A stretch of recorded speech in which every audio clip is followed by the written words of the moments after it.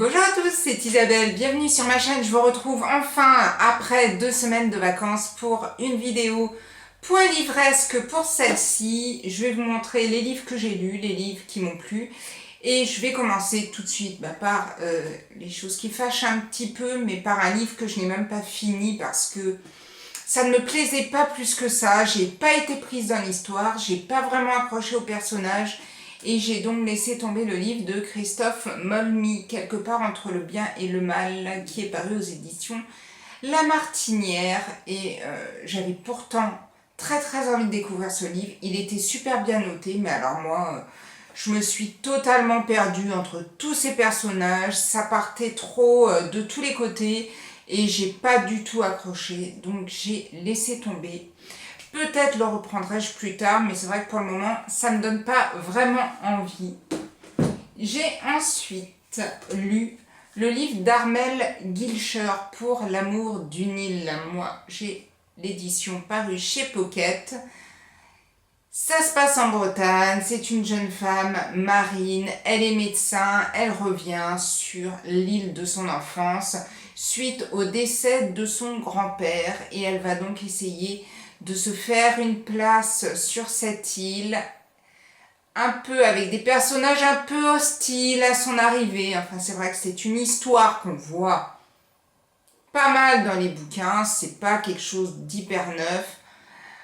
Le livre se laisse lire hyper facilement, c'est vrai que c'est pas non plus transcendant, mais bon, ça se laisse lire. Moi, ça me laissera pas un souvenir impérissable, mais voilà. En plus, je partais en Bretagne en vacances, donc ça m'a mis un petit peu dans l'ambiance juste avant de partir. Et c'est vrai que quand on veut une petite lecture assez facile, de vacances et tout, celui-ci peut vraiment faire l'affaire. Et le dernier livre que j'ai lu avant de partir en vacances, et tu t'appelais Maria Schneider de Vanessa Schneider, paru aux éditions Grasset. Et alors là, j'ai été quand même plutôt étonnée parce que c'est un livre que j'ai vu, ça fait un moment qu'il est sorti, ça doit bien faire 1 an et demi. Oui, août 2018, donc ça fait 1 an qu'il est sorti. J'en ai beaucoup entendu parler, j'avais même vu que l'auteur était au Salon du Livre de Toulon l'année dernière. Ça ne m'intéressait pas plus que ça, jusqu'au jour où une dame est arrivée à la médiathèque et puis on a commencé à parler. Elle me dit « Ah, il était vraiment très bien et tout ». Je suis mince, je passe peut-être à côté de quelque chose. Et au final, franchement, j'ai bien aimé.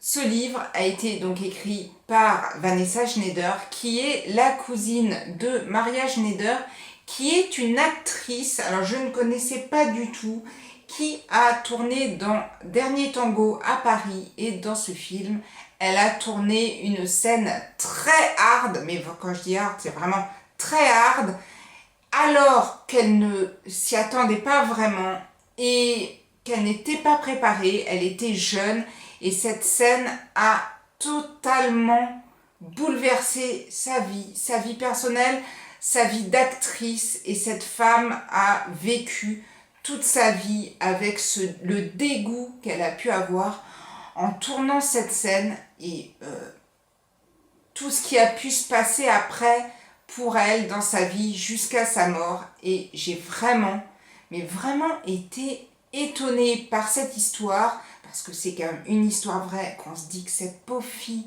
si jeune vivre un moment si glaçant, franchement, ça m'a vraiment bouleversée. C'est super bien écrit et je ne peux que vous encourager à découvrir ce livre. C'est vrai que je vous en parle très vite et en plus, c'est pas non plus, je veux dire, si moi on m'en parlait comme ça, je dirais ouais, bon, bof. En même temps, moi on m'en a parlé comme ça quand la lectrice me l'a rendu et elle m'a vraiment donné envie de le lire sur cet aspect justement, comment se reconstruire après un moment aussi glaçant et aussi dégoûtant que ce qu'elle a vécu. Et j'ai vraiment été prise par ce livre et par la vie de Maria Schneider et par sa mort et par le vécu de sa cousine, le vécu sur cette femme. Vraiment, faites-vous votre opinion, mais si vous avez l'occasion de tomber dessus, n'hésitez pas à le lire. Et ensuite, pendant les vacances, j'ai lu 2 livres et demi. Le demi-livre que je suis toujours en train de lire et le livre d'Anne Galion que je n'ai pas là puisque je l'ai laissé en bas. Même les méchants rêves d'amour, je vous mettrai la petite photo quelque part. J'en suis à la moitié. Comme tous les livres d'Anne Galion, j'aime beaucoup. Et du coup, j'ai un peu tendance à faire traîner. Et quand je pense que je m'étais engagée sur le slip de taille L pour le challenge Paye ton slip de Séverine, je me dis que je suis un peu en retard parce que pour l'instant, je n'en ai lu donc que Tu t'appelais Maria Schneider et Pour l'amour du Nil, plus les 2 que j'ai lus et que je vais vous présenter là. J'ai donc pendant mes vacances lu L'été de nos 20 ans de Christian Signol. Alors oui, je sais, Christian Signol, oui, je lis Christian Signol. Je lis Christian Signol parce que depuis tout petit, ma grand-mère lisait Christian Signol. Et elle me passait des livres et moi, j'avais pour habitude de le lire aussi.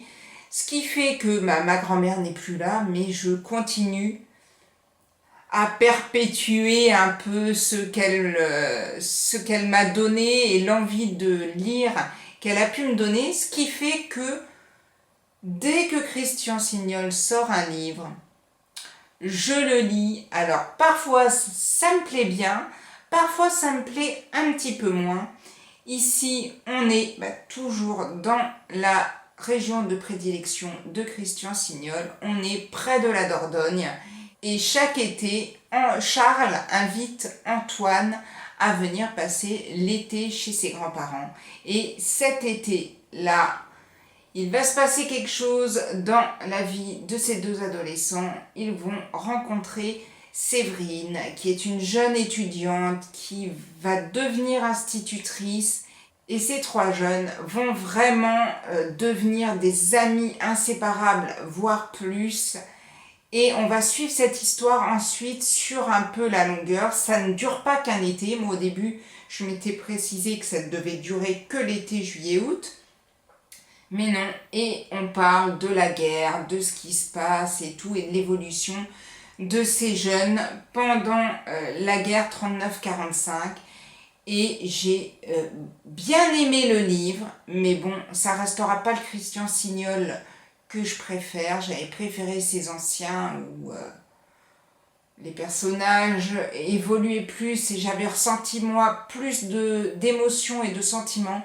J'ai bien aimé les personnages ici, mais bon, j'ai trouvé le livre un peu moins entraînant, je me suis moins laissée prendre par l'histoire. Maintenant, je l'ai lu très très vite, je crois que je l'ai lu en 2 jours, et voilà, j'ai lu mon Christian Signol comme ma grand-mère me l'a appris depuis que je suis petite. Et le 2e livre que j'ai lu pendant l'été, c'est Agatha Raisin. J'en suis à Vacances touristes, car j'essaye de les lire dans l'ordre. Je sais qu'à la médiathèque, il y en a plein qui les lisent dans le désordre, et à chaque fois je leur dis attention, non, mais moi j'aime bien le lire dans le désordre. Moi personnellement, les Agatha Raisin, je préfère les lire dans l'ordre, parce que sinon, comme dirait ma fille, on se spoil un peu les informations, et c'est vrai que je préfère suivre l'ordre logique dans lequel MC Beaton a écrit ses livres. Et donc, moi, j'en étais à Vacances touristes. Je ne vais pas forcément vous en dire trop, parce que si vous êtes avant, vous n'allez pas être arrivé à l'endroit où moi j'y suis. Bref, Agatha Raisin va partir à Chypre et elle va vouloir retrouver toujours et encore son célèbre voisin James Lacey, et il va se passer des choses, et forcément, si Agatha Raisin, il y a une enquête policière, il y a un meurtre et il y a une femme qui va se retrouver tuée sous les yeux d'Agatha Raisin, et elle va donc rentrer dans une enquête pour savoir non seulement ce qui se passe pour ce meurtre-là, qui a tué cette femme, mais aussi une petite enquête en plus dont je ne vous dirai pas trop puisque ça concerne un petit peu les livres qui suivent avant. En tout cas, comme d'habitude, j'ai bien aimé lire ce bouquin. J'aime beaucoup le personnage d'Agatha Raisin dans le livre. J'avais commencé la série télé, j'ai arrêté parce que j'ai détesté le personnage, mais à un point que je voulais plus le voir. J'ai regardé 3 fois, j'ai regardé 3 fois le premier épisode parce que la première fois je me suis endormie au milieu. La deuxième fois j'ai tenté de reprendre au milieu, je me suis endormie peut-être 10 minutes, un quart d'heure plus tard. Bref, ça ne l'a pas fait.